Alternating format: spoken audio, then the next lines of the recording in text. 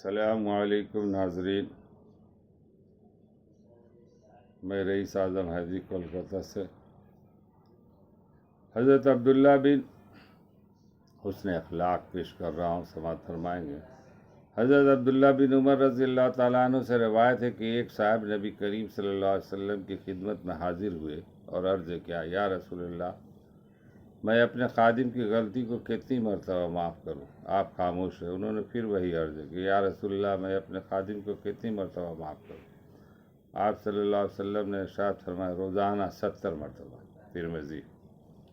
حضرت حذیفہ رضی اللہ تعالیٰ عنہ فرماتے ہیں کہ میں نے نبی کریم صلی اللہ علیہ وسلم کو یہ ارشاد فرماتے ہوئے سنا، تم سے پہلے کسی امت میں ایک آدمی تھا، جب موت کا فرشتہ اس کی روح قبض کرنے آیا، روح قبض ہونے کے بعد وہ اس دنیا سے دوسرے عالم کی طرف منتقل ہو گیا، تو اس سے پوچھا گیا کہ تو نے دنیا میں کوئی نیک عمل کیا تھا؟ اس نے عرض کیا، میرے علم میں میرا کوئی ایسا عمل نہیں ہے۔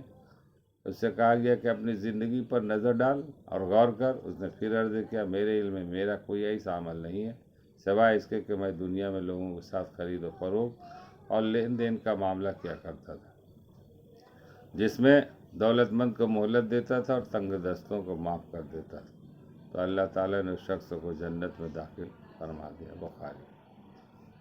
حضرت ابو قتادہ رضی اللہ تعالیٰ عنہ فرماتے کہ میں نے رسول اللہ صلی اللہ علیہ وسلم کو یہ ارشاد فرماتے ہوئے سنا، جو شخص یہ چاہتا کہ اللہ تعالیٰ اس کو قیامت کے دن کی تکلیفوں سے بچا لے، تو اس کو چاہیے کہ تنگ دست کو، جس پر اس کا قرض وغیرہ، مہلت دے دے یا اپنا پورا مطالبہ اس کا کچھ حصہ معاف کر دے۔ مسلم۔ اللہ تعالیٰ ہم لوگوں کو پڑھنے اور سننے سے زیادہ عمل کرنے کی توفیق عطا فرمائے۔ وما علینا الا البلاغ۔